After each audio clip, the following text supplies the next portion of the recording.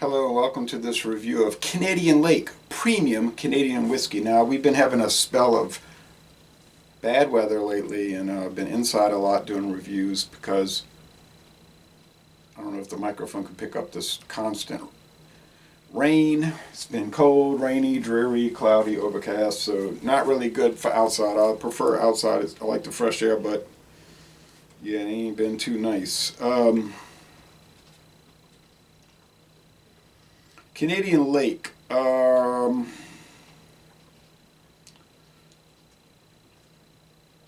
It has the same exact label as Canadian Leaf, and they're both from Baltimore, Maryland, bottled by Park Distilling Company, Baltimore, Maryland. Well, obviously they're Canadian whiskey. They're not produced in Baltimore, but they're bottled in Baltimore. They're produced in Canada. I would assume Sazerac Canada Distillery in Montreal, but Oak Park Distilling is a bottling plant in Baltimore, Maryland, and there's no website for that, and I would almost certainly assure you that there's no tours. The label shows a shield with like a Scottish flag, some kind of weird other symbols, a bird, Canadian maple leaf, a lion holding up a maple leaf wearing a crown on top of a knight's outfit, like the lion is like the Canadian Governor General's flag, the King's representative in Canada, King Charles III. They're showing a unicorn with a little nub horn, a lion, Marie Uske Admire. Canadian whiskey with natural flavors. That doesn't mean much because Canadian whiskey is allowed to have natural flavors, and they don't even have to disclose it, but Sazerac does. It says, "We love to hear from our customers." 1-866-729-3722. If you call that number, that's the Buffalo Trace phone number. So this is bottled at Buffalo Trace. And I bought this at Total Wine and More, and it was $15.99, and they're showing it as part of their Spirits Direct, which some people say is private label. But I've seen some products on Spirits Direct that are clearly not private label for Total Wine and More, like Canadian Lake. I've seen this at other liquor stores, not a lot, but I've seen it. Canadian Leaf, another one I've seen, so they have two different products, Canadian Lake and Leaf, same label except for the word. If you get the 750 milliliter bottle, it's also a plastic bottle. So this is like very low-end Canadian whiskey, like, well, at the lowest part of the end. Okay, at the end.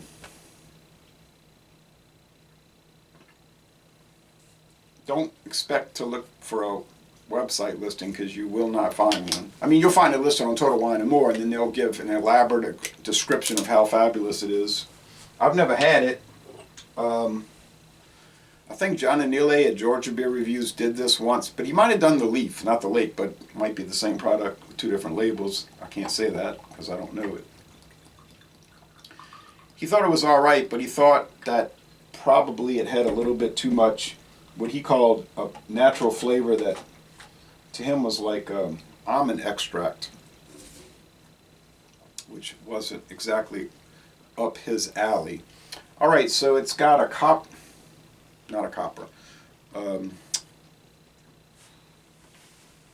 amber appearance. Clear. This is the first video review for this product in the world, so it couldn't have been him doing this one. Well, no, wait. He might have done that in a duo review with me when we did those examinations back when he used to be able to join those. So, but I couldn't find any solo reviews of this, or group reviews, duo reviews. I couldn't find any reviews for this product. Okay, so it's pretty low profile. But on the other hand, Total Wine and More always has it in stock over there, close to New Orleans. Yeah, it runs about $15.99 for this jug bottle. I doubt I'll find a listing for it on distiller.com, but I could be fooled because I have been fooled before in the past. But I'll write a review on Total Wine and More if you want to read that. And I haven't read any reviews, and I don't know what the score is. I'm thinking probably not too high, but But before I had been fooled on those too, thinking low-end products would get a disastrously low score, and then you check and it's like a B minus or even a B. Like people say, yeah, that's pretty good stuff. All right. I've been sitting on this bottle for like 2 years, maybe longer, because I built up a pretty good backstock of Canadian whiskey. I'm trying to get down to the end of it. I think I have this and one more left, and then I can re-up it. And there's some Canadian whiskeys I'm very curious to try, so be glad to get through my backstock. All right. Aroma.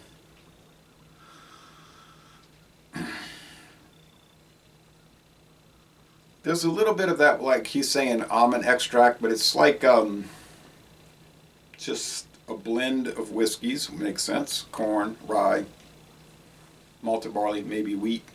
Doubt it, but little oak. Yeah, some of that flavoring. I was reading the recent Canadian government regulations for flavoring. They've changed it. They used to be specific, but now it's just saying Canadian whiskey is allowed to have natural flavors and caramel color. They don't put a limit on how much, like what the percentage is on the flavoring. They just say it can have flavoring and natural color. So it's sort of like they went open-ended on it. Maybe that was to give more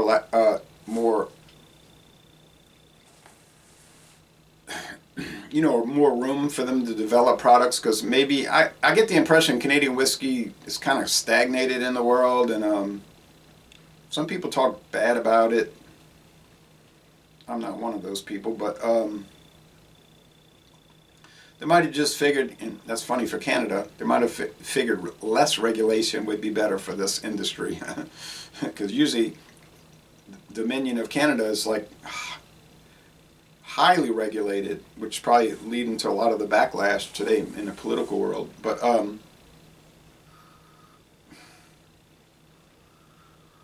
yeah, it just smells mostly like grainy, musty fermented whiskey. It doesn't smell that different from, say, like Crown Royal, which we know is a much more expensive product.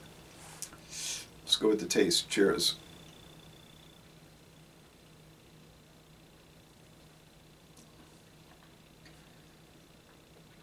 Yeah. Now on the flavor, yeah, you get that almond extract, that nut oil, whatever it is, and that could be totally off base. And I mean, even John and Illy would say, yeah, I mean, I could be wrong. It's just what you think it tastes like.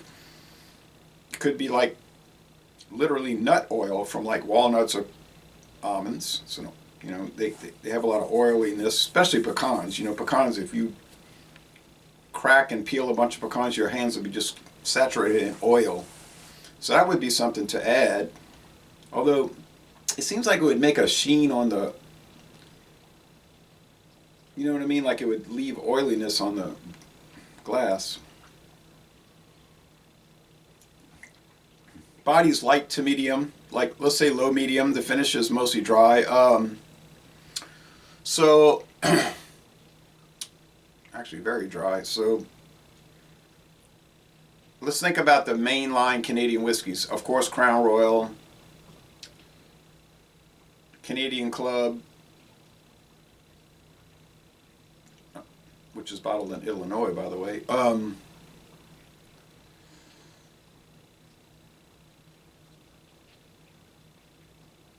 Black Velvet, I think that's bottled in Kentucky.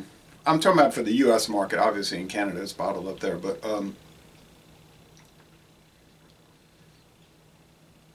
Forty Creek, has got a little bit of a following, but it never did seem to break into the market too much, really. I see it around, but over the last 20 years, it never really seemed to, or at least 11 years I've been following it, to really make that big of an impact.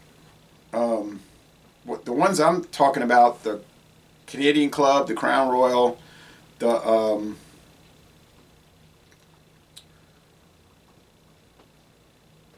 Rich and Rare, Rich and Rare Reserve, the Canadian Mist, which is everywhere. Everyone sells that. Canadian Limited, every store sells that.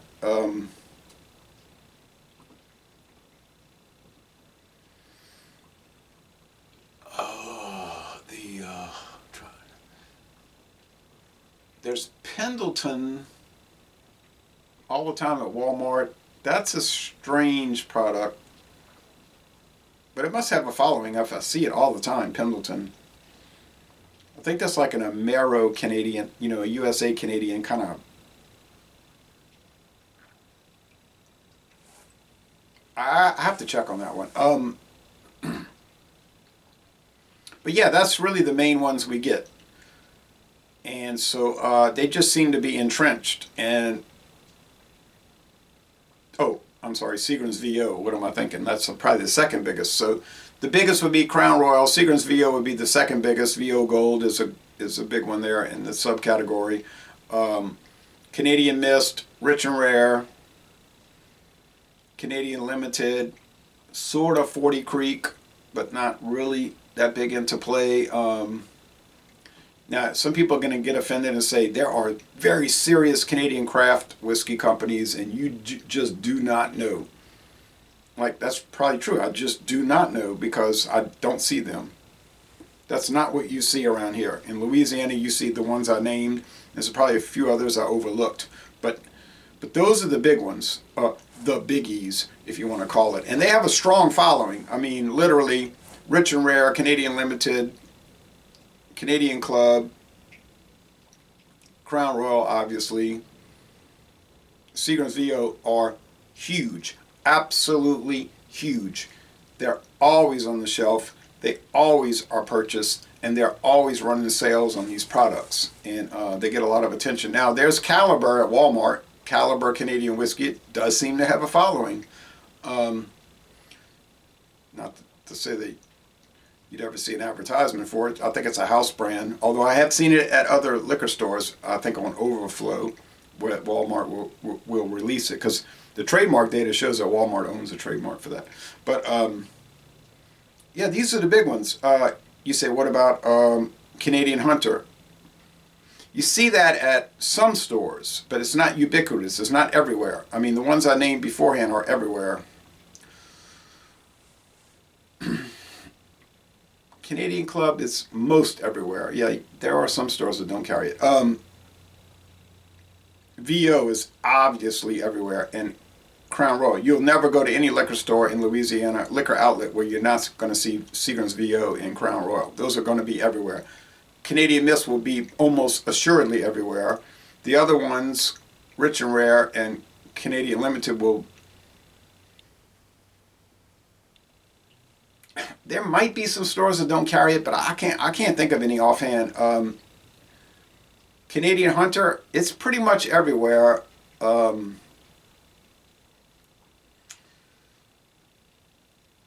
think Walmart stopped carrying it, but everybody else still has it. So that's what I mean. Those are those entrenched products. Now, Canadian Leaf, you say that's one of the off-the-wall brands. Yeah, it's at Total Wine & More, and maybe there's two other stores in the New Orleans area that sell it. That's the level of distribution here. But back to the original point, it's not that different from Crown Royal. I mean, there are differences, but they're not profound differences. Let's look at it like that. You say, well, Crown Royal doesn't have natural flavors. No, Crown Royal does not disclose if it has natural flavors. There's no regulation on that. They can keep that on close to the vest. So, does it taste like it has flavoring? No. But I could think of a lot of flavored whiskeys that don't taste like they have flavoring.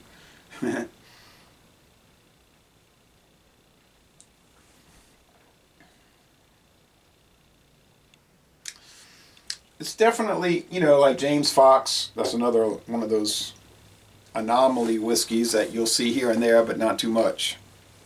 Canadian Hunter does kind of have this sort of flavor. Canadian Mist. I mean, Canadian Leaf, which you'll see here and there, not too much.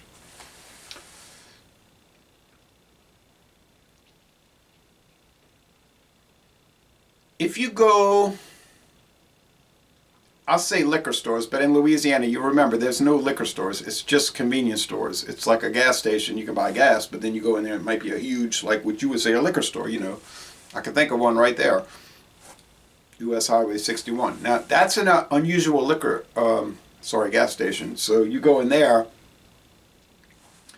they have an enormous array of products. Like, you couldn't even, you could spend the next 30 years buying stuff from there and you would never even get close to covering everything, right? So whatever it is, it's amazing. I bought a tequila, I never seen this anywhere. So they'll have Canadian whiskeys that you won't see any other store. It'll be like, what is this brand, you know?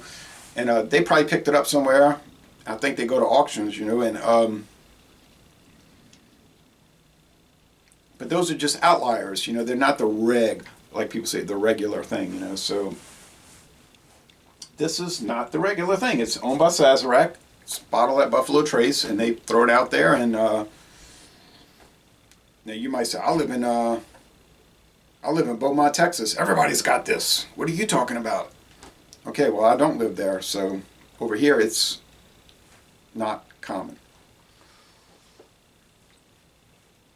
Whereas Canadian Limited is like totally common.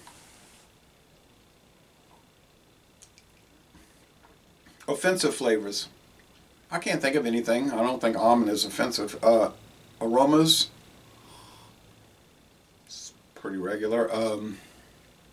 Body, I said, is light, medium. The finish is mostly dry. Would I buy this over Crown Royal? I would not specifically buy it over Crown Royal, but if I was short on money and I wanted a substitute, I would probably buy it because I don't think you're losing a whole lot, and that might upset a lot of people, you know, but I mean, I just don't think you're losing that much. Now, is this made with 50 different whiskeys like Crown Royal? Probably not. It's probably made with 23 whiskeys. You know, I don't know.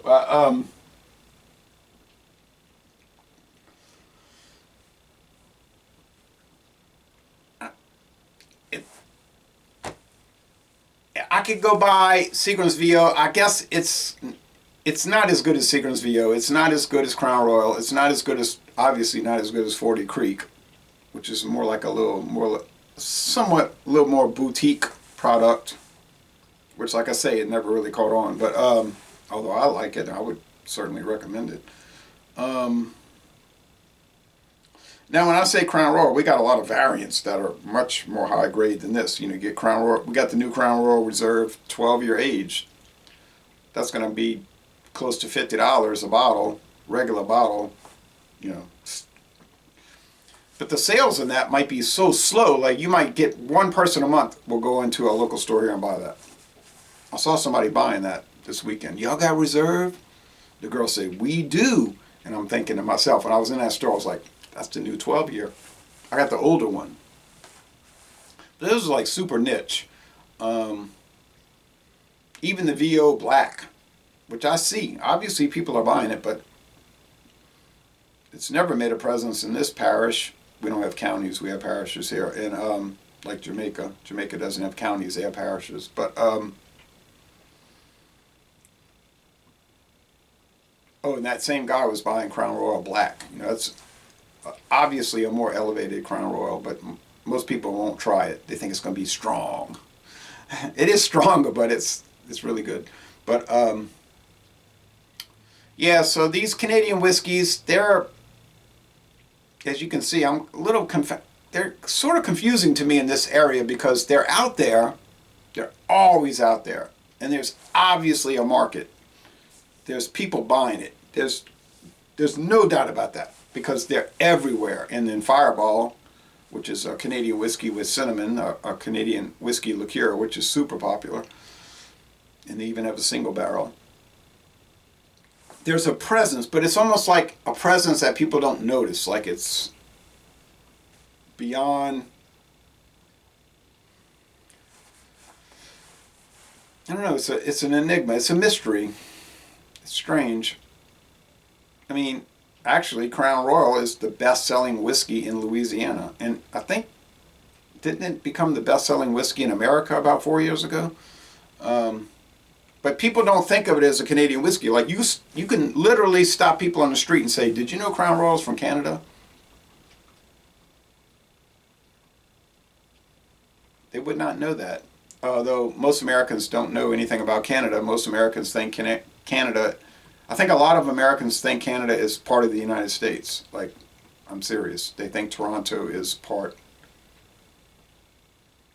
of the United States. But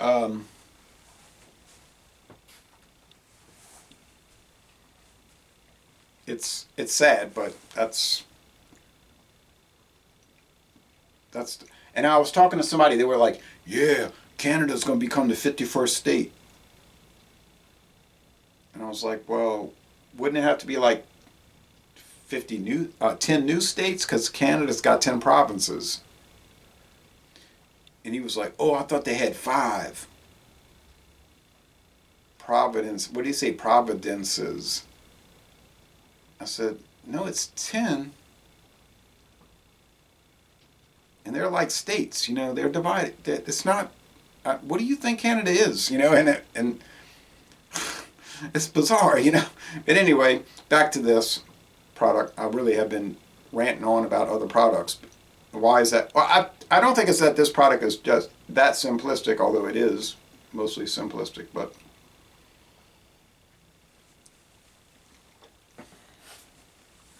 I mean, it's all right. Is it nasty, off-putting, gross, disgusting, trash, bum juice, hobo drinks, hobo brand and all? No, it's nothing like that. Is it just like a basic sort of like economy substitute product? Well, yeah, obviously it is. Um, but I'm not going to sit there and say it's nasty and offensive and off-putting. I would definitely say that if it was. So if you ever see Canadian Leaf, and chances are you never will, and if you never watch this video, I'll never be angry. Um, yeah, I mean, $15.99. I think that's fair, and the price hasn't changed really in about 3 years. So after the tariffs, which probably never going to come into play because that's all just like a negotiating tool, but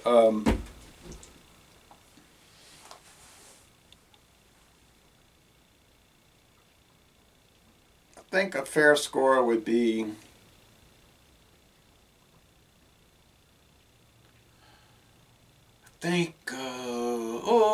about 8.4 out of 10. Good. Like, it's good. Wouldn't be trying to run it down. Not that anyone in the world, history of the world, ever did. But it's out there at least one store. I think a couple of more.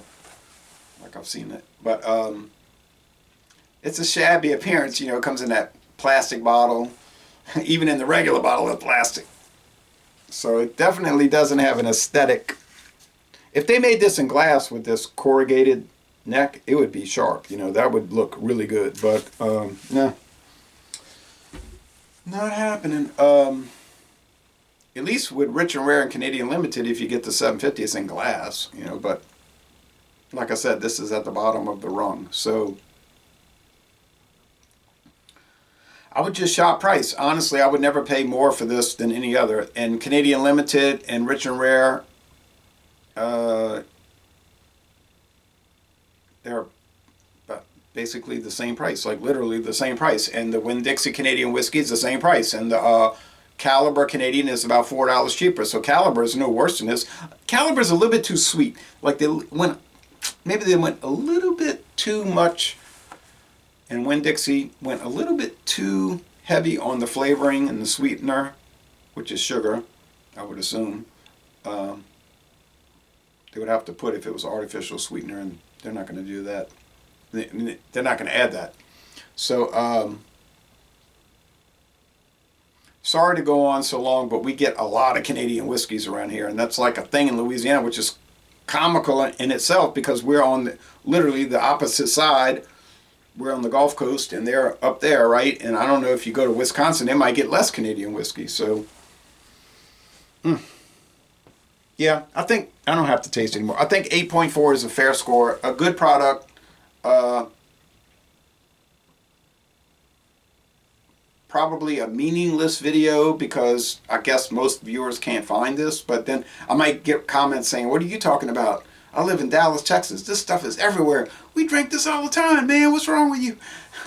But I doubt that's going to happen. All right, so Liz. Oh, me. But I mean, it really is that's the situation. So, Laissez-les Bon Temps Relais, and I'm going to end this review by saying y'all go to Sazerac's Montreal Canadian Distillery and take a distillery tour.